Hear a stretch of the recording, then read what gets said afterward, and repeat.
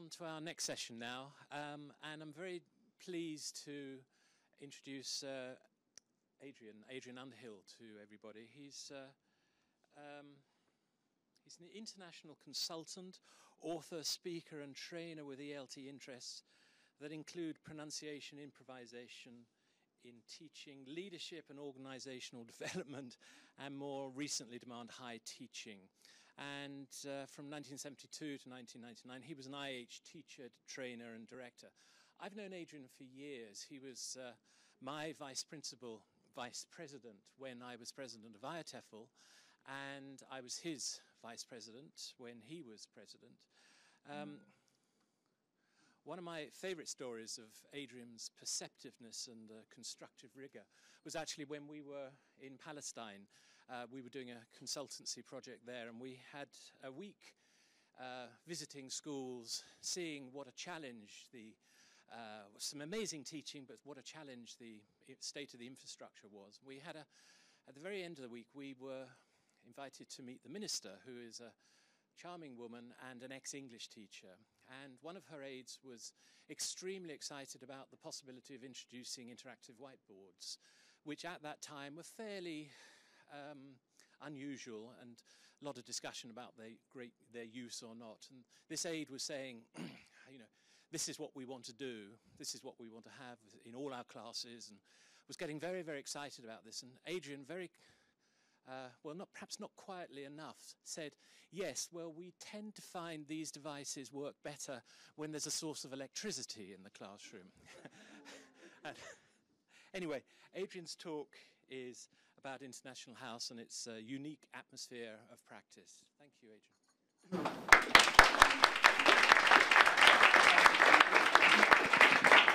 Thank you very much, Simon, and thank you, everybody. And thank you to International House for living well to 60 with more promising life to come. So we're here to celebrate that, and I feel very much like celebrating that. Thank you also to the previous speakers. I feel very much in tune with what Scott is saying about dogma, particularly, I think, with his references to what I call improvisation in the classroom. And also to Jeremy's take on repetition, huge importance in terms of repetition. I really do agree with and endeavour to put into practice whenever I can, also being a musician like Jeremy. And also, Maureen, I'm probably going to pick up on some of the things that Maureen said, because this is my theme. Now, as Simon said, I was with International House from 1973 to 99, 26 years. Actually, I started in 72, because that's when I trained, and I worked at Shaftesbury Avenue. And then I went to Hastings. And I went to Hastings at the end of 72 and started work there on a course which was an International House course, and they had just got a group of 22 Libyans who were to be taught as a closed group in some seaside resort. And John happened upon Hastings, where he found Maurice Conlin, who ran a small school. Anyway, we worked there jointly, and at the end of that 6-month contract, John and Maurice decided to open a second International House school in the UK. So International House Hastings was born in 1973. And they found magnificent premises, which was and is the old Palace Hotel. Palace Hotel is still there. International House is not. International House was sold in 1999. So all of us that were on board the good ship IH Hastings have been elsewhere since 1999. But here is the Palace Hotel. And that was built in about 1880, about the time of Hastings Pier. It's a bit shabby there, but it wasn't always quite as shabby. just here, behind this rather large bus, is the front door. And here, which is now called Bailey's Agency, was the bookshop, the International House Hastings bookshop opening. And we are standing on the beach.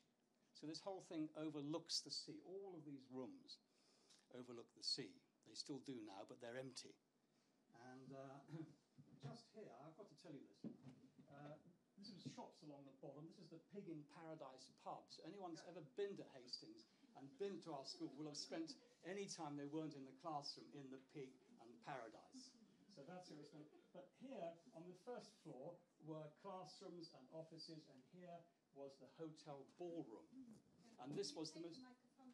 Sorry, here was the... pardon me. Here was the hotel ballroom, which for us was a student club. Fabulous, big place. It doesn't look very big there, but when you're inside, it is really huge. Overlooking the sea, and this is where students and teachers could meet. And then we had all these classrooms along here. My office was there, that window there.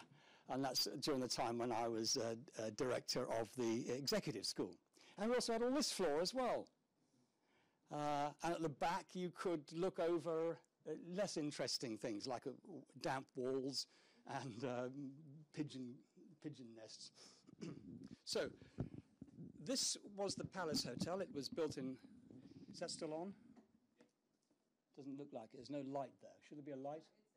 It's on, okay. So this is the Palace Hotel, built 1880, ceased to be a hotel about Paris. For IH Barcelona, which I visited often, especially in those earlier days, and IH London, where I was all the time, and I particularly mean Shaftesbury Avenue and 106 Piccadilly. And the aim of doing this is really to try to just take this little opportunity to stand back and try to identify some of the desirable organizational qualities so that we can, first of all, on this anniversary, appreciate our heritage, whether we here all work for IH now or not. Also, to kind of learn from our own lived experience some of the qualities that make a school excellent or indeed even exceptional, because these are things which I think are learnable and are puttable into practice. So the things that I'm going to try to identify are, I think, qualities which apply to the growing of any teaching organization of excellence. Right, so I have one other slide of the building. I haven't any slides of classrooms, but as you go in that magnificent front door, which is behind the bus at the moment, you would find something like this. And that was an Otis lift put in about 1890. So if you are a collector of ancient lifts, I recommend you pay a visit to Hastings. And it contravenes all health and safety, because even if you stick your elbow out as you're going up, you can lose it. But no one did during the entire 26 years. Everyone, other things happened, but not that. So, some features of the IH atmosphere of practice. Now, the originator and main owner of IH Hastings, Maurice Conlin, who now lives in California, shared John Haycroft's view and his vision, and we all benefited very much from the guidance from IH London. And I guess the thing that was most important for us, first and foremost in Hastings, was something like this. It's a bit of a hack phrase, shared vision, but sometimes it's true. And then you suddenly realize why people go on about it.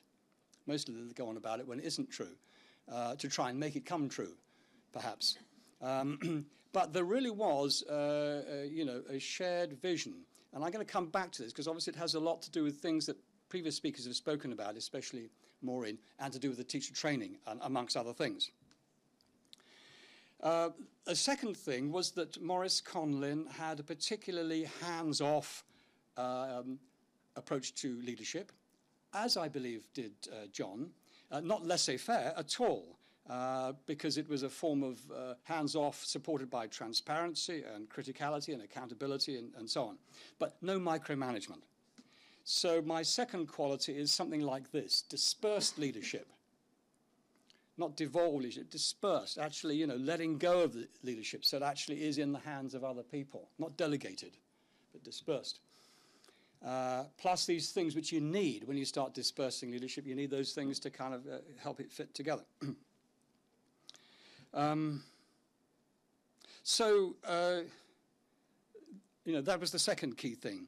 Then a third thing arises from that in a way, which is that conversation and exchange of views was encouraged both by Morris, by the management, by the ideal of IH itself, permeating down from London, by the spaces and nooks and crannies in this extraordinary building, by the fact that there was loads of places to meet. And so this also became, I think, a factor, that there were spaces and places for conversations. What kind of conversations? Well, conversations about whatever was important to whoever was there. And with that went a kind of sense of surfacing undiscussables, which normally don't get surfaced. That's why they're undiscussable. But we would have this kind of question, which is like, we get together for a meeting. What is there that we simply can't discuss? Kind of caught in a sort of a liberating this question, and then okay, let's talk about it. So what can't we discuss? What is it that you're thinking of now, but you won't say because we can't discuss it? No, that one. And there were forums, and that covered everything from food to student life to teacher pay to staff pantomime and school policies. So part of the conversations included this, that anyone could get involved in discussing school policies. What's going on in the school before adoption. The next factor, which I think is part of this little jigsaw, it is something that you'd be very familiar with. It's this, the fact that International House had teacher training going on here throughout the year, Hastings throughout the year, with what were then the International House 4-week courses, became RSA and later CELTA, but that format, and then the diploma kinds of courses, and then multiple other shorter, usually 2-week courses for teachers, especially in the summer. This meant that every classroom had an open door. This meant that people were wandering into and out of classrooms. This meant that people were used to being observed. This meant that people were used to discussing their lessons. This meant that there was a kind of feedback culture. And this meant that, when there's a feedback culture, feedback can start the other side of defensiveness. That's an extraordinary thing. So you're not spending the first part of your feedback discussion trying to soften things up and say the right, you actually get down to business pretty quickly. And I'd hazard a guess that this is characteristically true, maybe not always utterly, but characteristically true of IHs in general everywhere. And this meant something like this.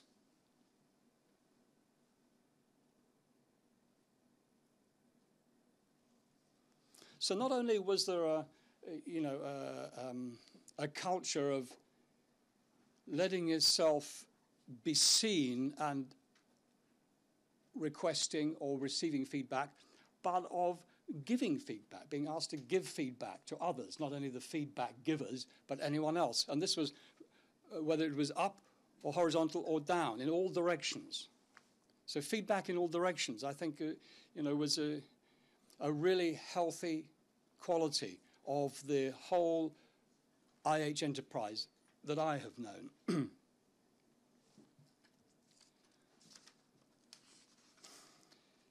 And something else comes from that, because when you can start to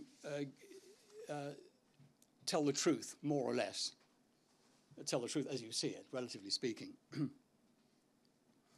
and give feedback and be non-defensive about it, and so on, something else happens, which is that it becomes increasingly safe to be yourself.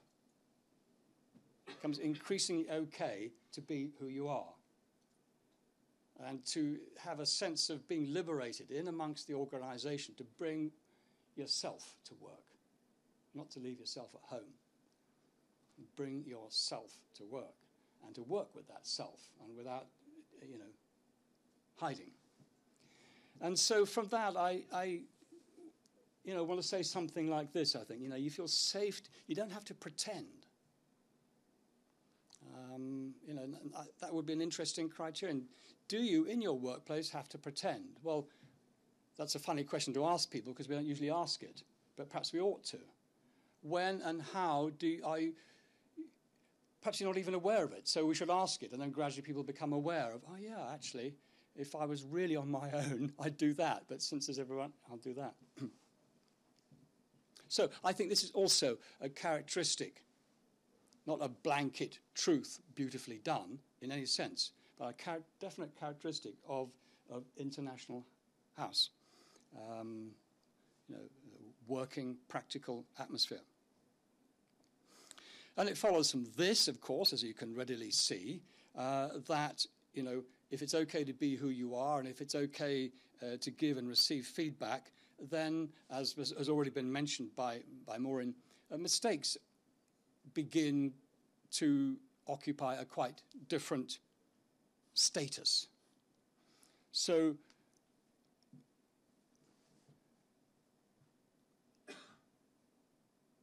and of course, we're moving towards the thing that Maureen was talking about, this notion of, of a learning organisation.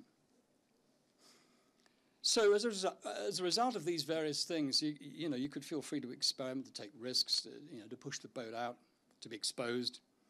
And there was, certainly in Hastings, but I think this is true of the other places, all the other places that I visited, a strong notion of teacher development.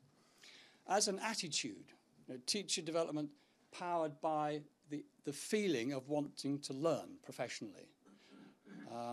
And what you didn't really hear, but you did hear it of some places, was, oh, we don't have any teacher development because the management don't encourage it. Or, oh, we don't have any teacher development because there isn't the time. Or we don't have any teacher development because there isn't enough money made available.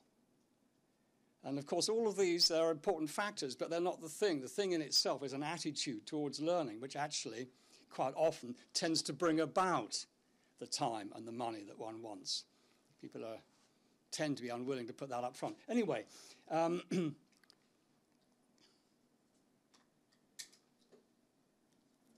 think another aspect of International House is this second bit here, being encouraged to come up with new ways of doing things. Nothing is sacred. Everything could be done differently. And everyone can be listened to if they've got a new idea. So things could be tried out, things could be experimented with.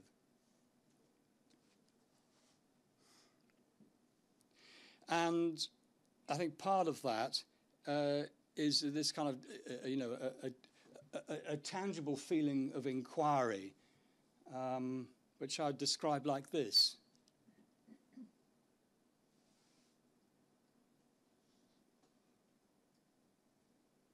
You could get people to listen to new ideas. It may sound like obvious stuff to say, but it needs saying.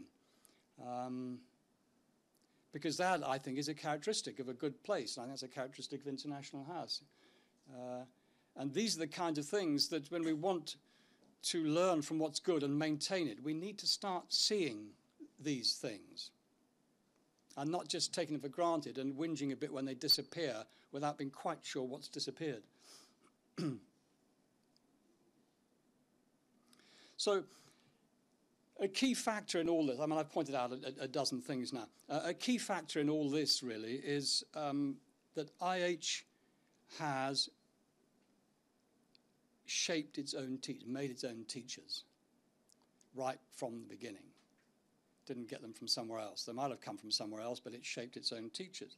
And John and Brita offered this, very extraordinary, fresh, inviting, inclusive approach. I did my course a bit after Jeremy. It was in 1972. Derek Hooper was the trainer, and he was absolutely brilliant too. And I didn't quite know if I was on a drama course or a teaching course, or just, an enjoy life course with feedback. But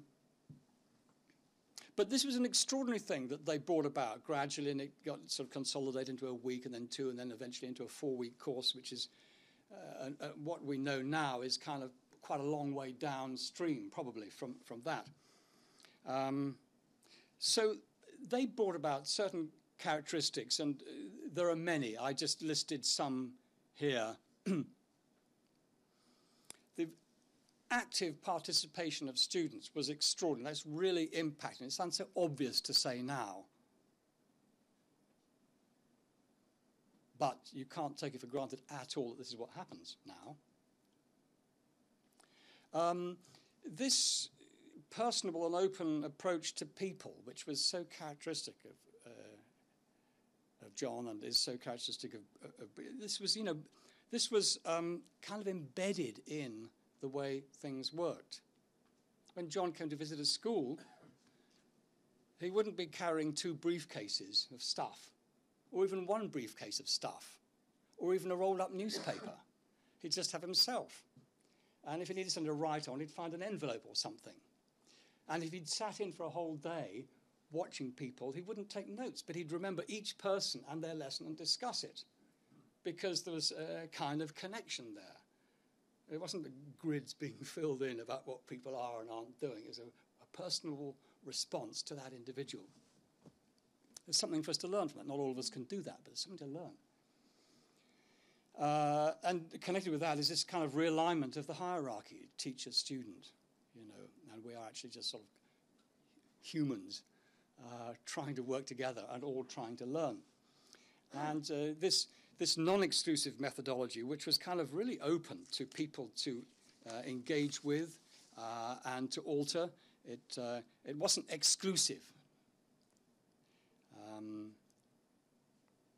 So quite suddenly there was an exciting and unexpected alternative to kind of current academic approaches to training teachers, which were seen, by contrast, wrongly or rightly, as somehow still maintaining distance between teacher and students, somehow promoting, in spite of their own words, a relative passivity of learners, somehow still promoting a sort of teacher-centeredness, and somehow losing cred because the trainers of academic qualifications were not themselves active teachers on a daily basis.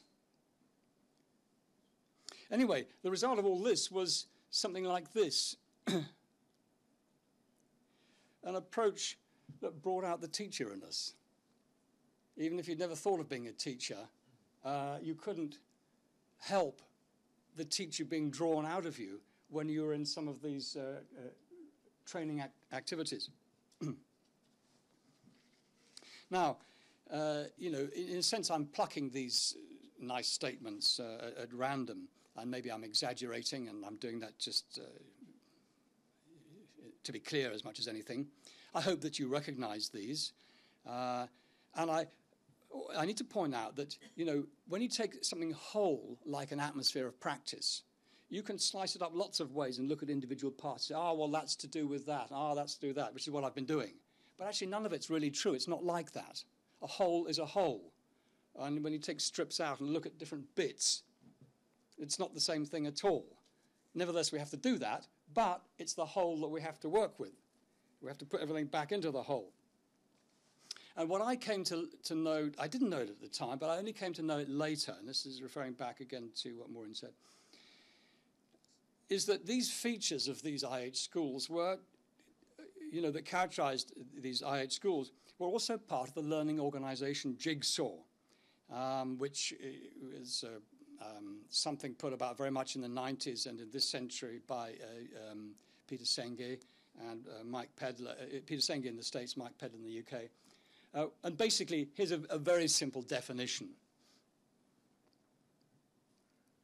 So it's an organization that constantly transforms itself by the learning of the people that work there. But, this is the catch, an organization that does lots of staff training is not a learning organization unless that staff training is linked up and part of some, it's all connected up. So if you look at this the other way round, you get something like this.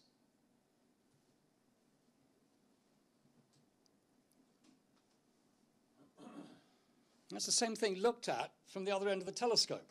And in a way, that's more interesting.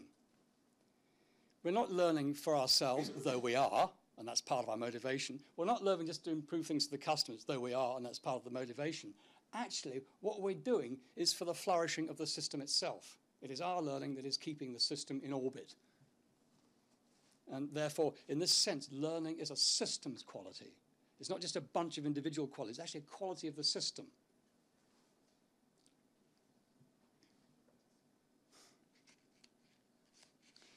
And, you know, I think that IH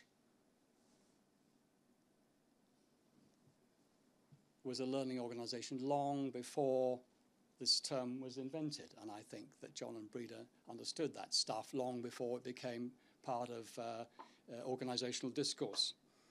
I noticed that, you know, staff would, at all the schools, but particularly in London, where I noticed it most, I guess, would learn all these wonderful things of International House and become such skillful super teachers and trainers and directors. And then they'd leave. And, you know, and go enticed away by other schools who also wanted slices of the IH cake. So I remember asking John in about early 90s, I said, John, does it trouble you that people, you know, learn all this stuff from the inside of this marvelous organization and then leave and take it somewhere else, to the opposition, you know, the opposition? And John said,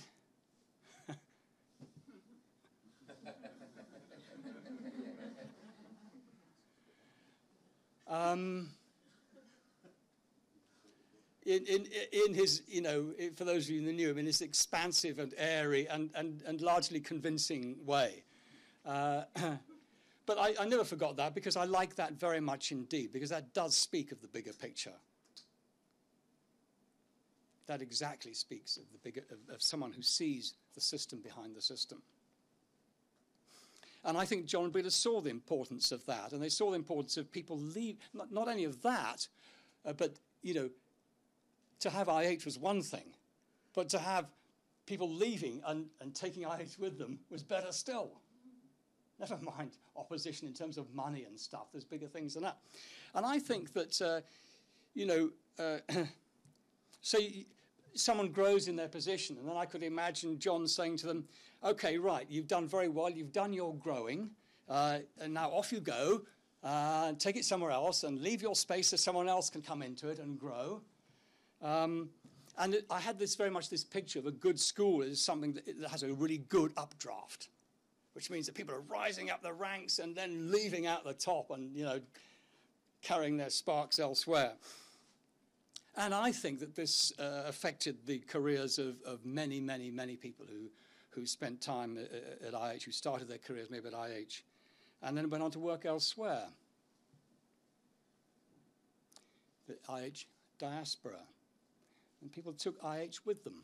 And, you know, those are some of the things that I think that they took. And I think that atmosphere of practice extends now beyond IH.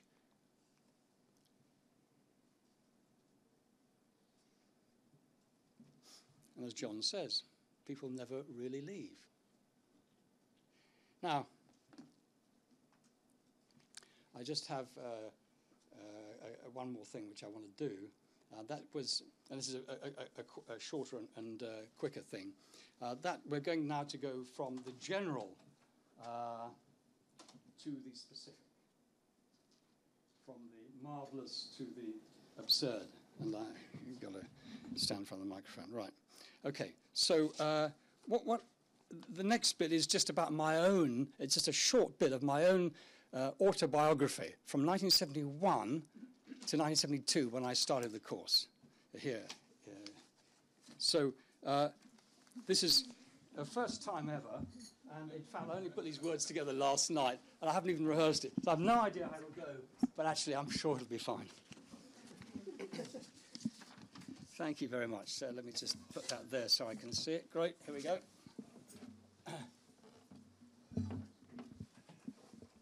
So we're going in one small, easy step from sublime to ridiculous.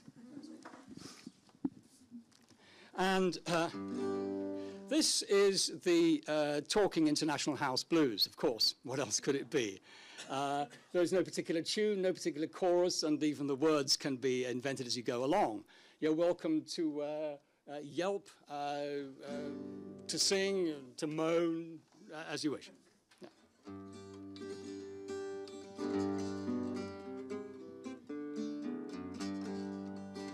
Well, I'm going to sing you a song, and it won't be very long. It all started back in '71, when my career had hardly begun, and I lived down in London. I drove a van, 17 pounds a week, 40 hours a week, and I met a friend who earned 25 pounds a week for 25 hours. I said, "Oh, please, could you tell me what it is that you do?" And he said, "I teach English to anyone who wants to learn it. And you could too." I said, "Who needs English? In London, they all speak it." He said, "Look around." I didn't realize then, but I was just beginning to get the English teaching blues. The English teaching blues. So I went home and I looked through the yellow pages and I wrote to some schools. I got an interview at a place just off Cambridge Circus. I went in and he said, "Sit down there," and he said, "Tell me now and don't mess around. What's the difference between I'm going to the town and I will go to the town?" I thought for a while and then I said, "Look, fella, you won't catch me out like that. Everyone knows they mean just the same thing." He said, "Well, that's too bad. What you need is a teacher training course." I said, "What? You have to train to do stuff like this?" He kicked me out and I went home, back to the van driving. I didn't realize I had nothing to lose, but I was still getting the English teaching blues.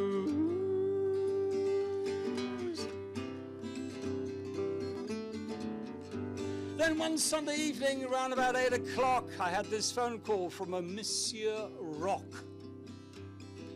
He said, "You looking for an English teaching job?" I said, "Yeah." He said, "Can you start tomorrow?" I said, "Yeah, but you should know one thing. I ain't had none of this training." He said, "No problem. We'll do it on the phone. Won't take 5 minutes in your own home." He explained about the secretarial college that he ran above a shoe shop on Oxford Circus. And he said, "My English teacher's just walked out, so be there at 9 tomorrow." I said, "Okay, and you'll let me in?" He said, No, I won't be there myself, but here's how you get through the door. And what's more, here's how you teach English." Well, I had the English teaching blues.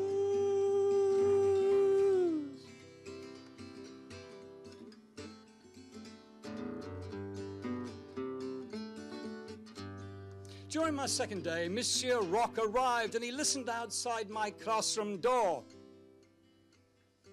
Lesson observation. And at the end of the day, he said, "You did well." Feedback. "Now, could you teach the commerce class too?" Lesson planning. And on the third day, in walked a young woman with no English at all. By this time, I was pretty much able to recognize complete beginner. Mr. Rock said, "Put her in the English class," and I said, "No, she can't go there," and I phoned around London for a beginner's class. "Hello, this is International House." "Oh, yeah? What kind of business would that be?" "We teach languages." Right, but I bet you don't teach beginners. Yes, we do. And advanced classes too. And perhaps, just for you, a little teacher training too. So the guy from the Cambridge school was right. They do train for this stuff. And I realized by now I had the English teaching blues.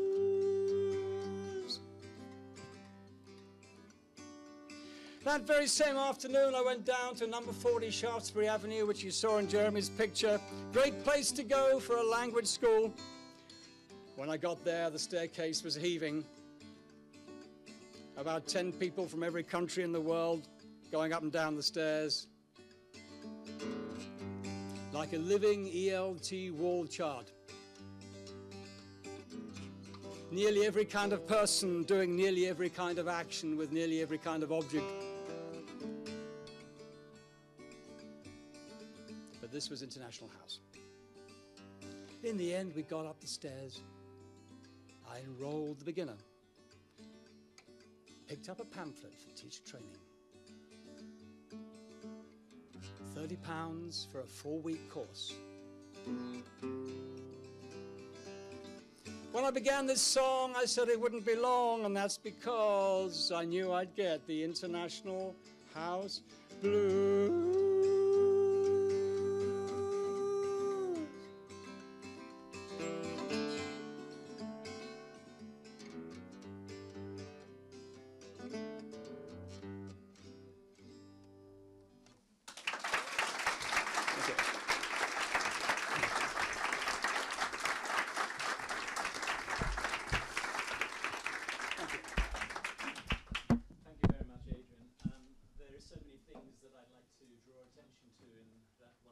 One of the comments that you made was a personable and open approach to people, and I feel that was personified by everything you said and sang.